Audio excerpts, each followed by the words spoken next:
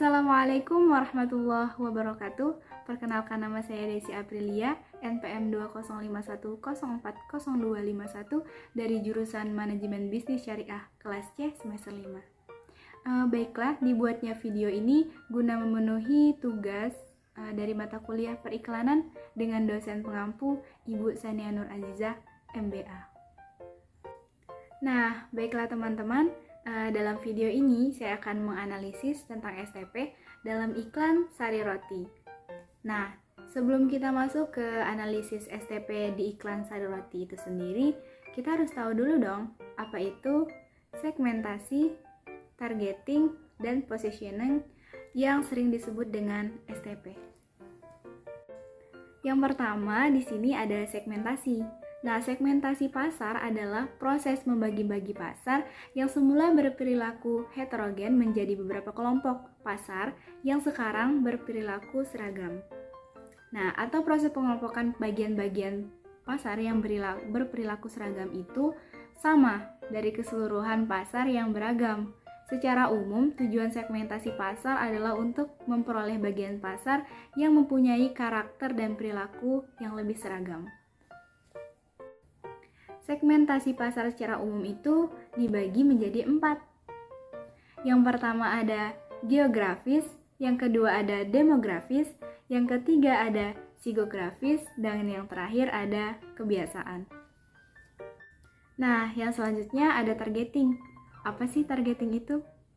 Langsung saja, targeting adalah strategi mengalokasikan sumber daya perusahaan secara efektif. Nah, 3 kriteria dalam mengevaluasi dan menentukan segmen yang akan ditarget, yaitu yang pertama, ada memastikan bahwa segmen pasar yang dipilih itu cukup besar dan akan cukup menguntungkan bagi perusahaan. Yang kedua, strategi targeting itu harus didasarkan pada keunggulan kompetitif perusahaan yang bersangkutan.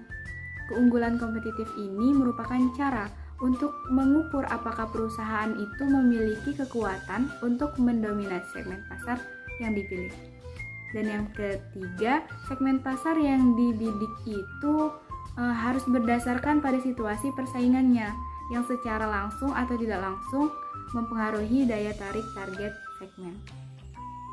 Yang terakhir nih teman-teman, ada yang namanya positioning. Nah, positioning ini adalah suatu tindakan atau langkah-langkah dari produsen untuk mendesain citra perusahaan dengan penawaran nilai di mana konsumen itu di dalam suatu segmen tertentu mengerti dan menghargai apa yang dilakukan suatu segmen tertentu. Mengerti dan menghargai apa yang dilakukan suatu perusahaan dibandingkan dengan pesaingnya. Baik, jadi sekarang udah tahu kan STP itu apa? Nah, selanjutnya sebelum saya menganalisis iklan Sari Roti, ada baiknya kita lihat dulu cuplikan iklannya. Check it out. Jajan sembarangan? No way! Makanya saya 4S, sedia Sari Roti setiap saat. Pagi hari makan Sari Roti, sambil kerja makan Sari Roti. Bekal bawa Sari Roti, kumpul-kumpul makan Sari Roti. Laper, macet, Sari Roti aja bro. Hari makan Sari Roti, sambil kerja makan Sari Roti. Untuk bekal bawa Sari Roti. Laper, Sari Roti aja dibekali mama. Tiap hari makan Sari Roti. Ngopi enak nih, lebih enak lagi ditemani Sari Roti. Karena Sari Roti diproses di pabrik modern, sehat, lezat, dan praktis. Sari Roti, roti Sari Roti. Nah, teman-teman, itu adalah sepenggal cuplikan dari iklan Sari Roti. Nah, langsung saja ya teman-teman. Nah, di sini saya akan menganalisis yang pertama itu ada segmentasi.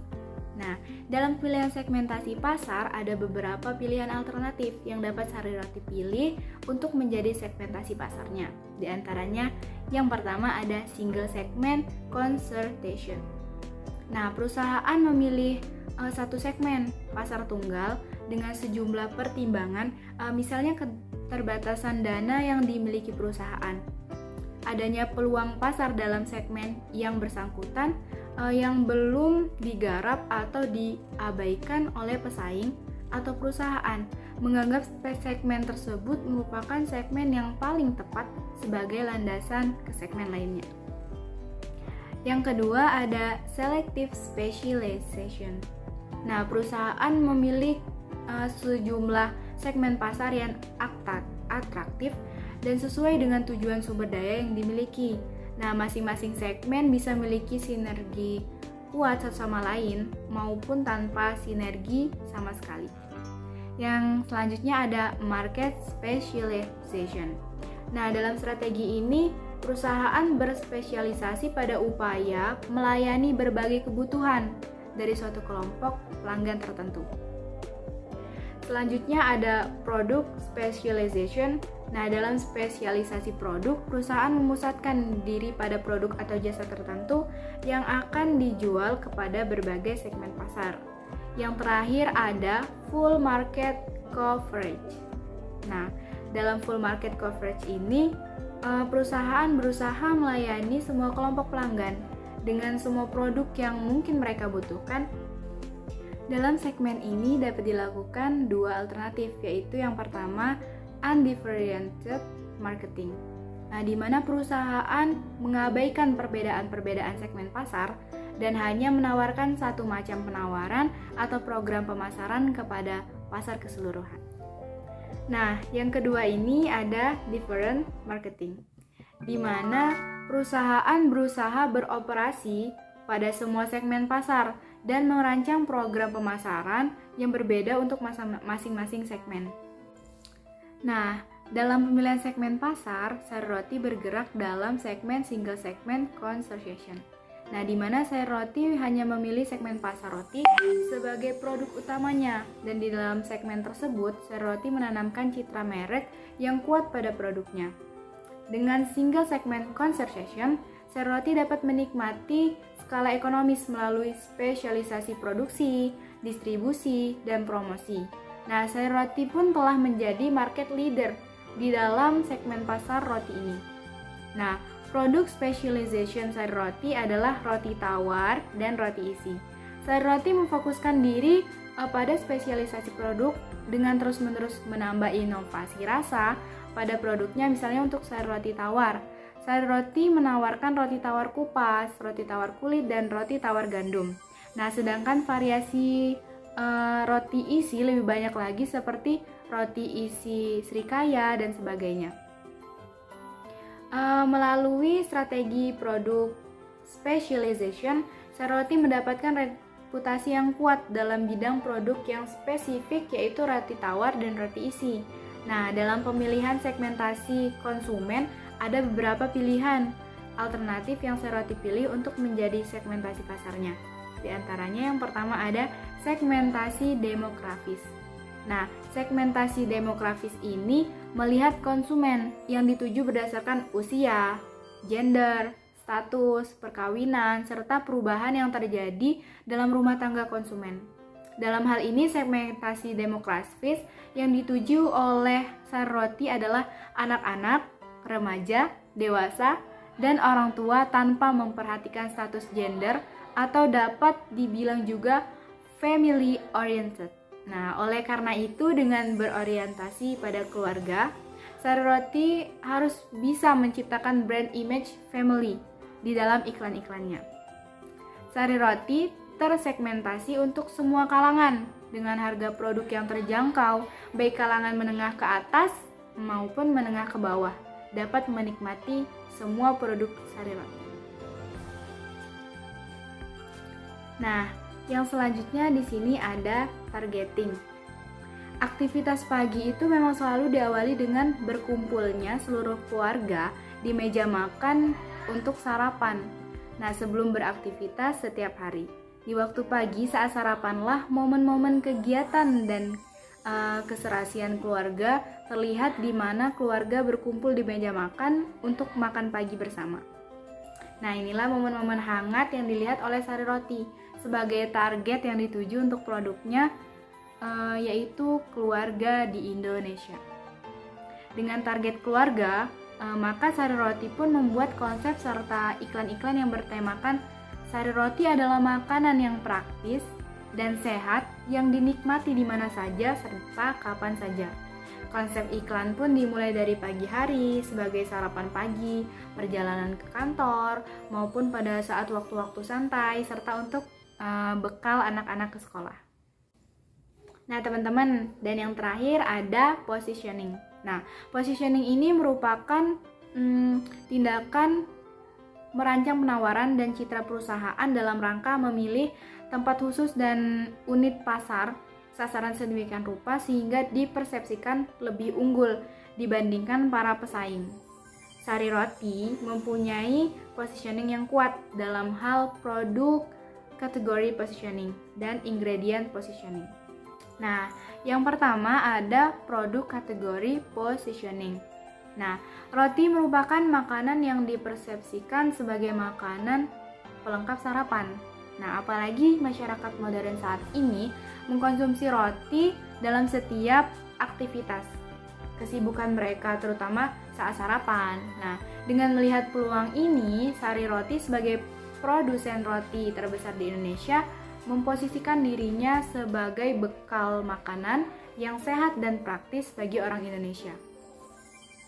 Dengan melihat peluang ini, Sari Roti sebagai produsen roti terbesar di Indonesia memposisikan dirinya sebagai bekal makanan yang sehat dan praktis bagi orang Indonesia dengan melakukan aktivitas-aktivitas promosi seperti bekerja sama dengan Blue Band, melakukan sebuah kampanye mengenai sarapan dengan tema Sarapan Double Power Sari Roti, memperkuat posisi brand image-nya di mata konsumen sebagai roti pilihan nomor 1. Nah, yang kedua ada manufacturing process positioning. Sari Roti mengadopsi teknologi terkini untuk proses produksinya. Sari Roti menggunakan teknologi modern dari Jepang yang dimana dalam proses pembuatan rotinya itu memiliki standarisasi yang sesuai dengan untuk mencapai kriteria halal, healthy atau sehat, hygiene atau bersih, dan merupakan perusahaan roti pertama di Indonesia yang menggunakan teknologi dari Jepang, sehingga dapat memberikan kualitas roti terbaik bagi konsumen. Nah, yang selanjutnya ada endorsement positioning. Nah, dalam hal ini Sari Roti menggunakan brand ambassador atau ikon dukungan dari artis atau selebriti untuk memperkuat brand image Sari Roti.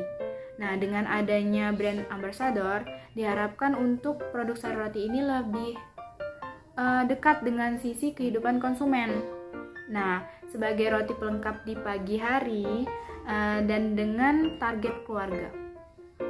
Brand ambassador yang dipilih adalah Arman Maulana, Dewi Gita, serta putri mereka Najah. Nah, mereka dipilih sebagai brand ambassador karena juga disesuaikan dengan brand.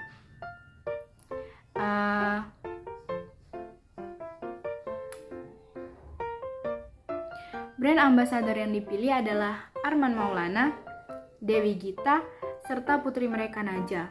Mereka dipilih sebagai brand ambassador karena juga disesuaikan dengan brand personality Sari Roti sebagai produk yang dekat dengan keluarga atau family oriented, modern, sehat, dan praktis. Nah, kalau bagi saya iklan Sari Roti ini sudah memenuhi ya fungsi iklannya, karena yang pertama kan fungsi iklan itu mencakup memberi informasi, bertujuan untuk membuat konsumen sadar akan merek atau suatu produk dan membantu membangun citra positif dari merek tersebut, mempersuasi iklan yang efektif yang memiliki tujuan untuk meyakinkan pelanggan agar mau mengkonsumsi. Nah, untuk Sari Roti ini sudah pasti sudah memenuhi fungsi iklan yang sudah saya jelaskan tadi. Nah, baiklah teman-teman, mungkin cukup sekian dari saya tentang analisis iklan dari Sari Roti. Lebih dan kurang saya mohon maaf, kepada Allah saya mohon ampun. Saya akhiri. Wassalamualaikum warahmatullahi wabarakatuh.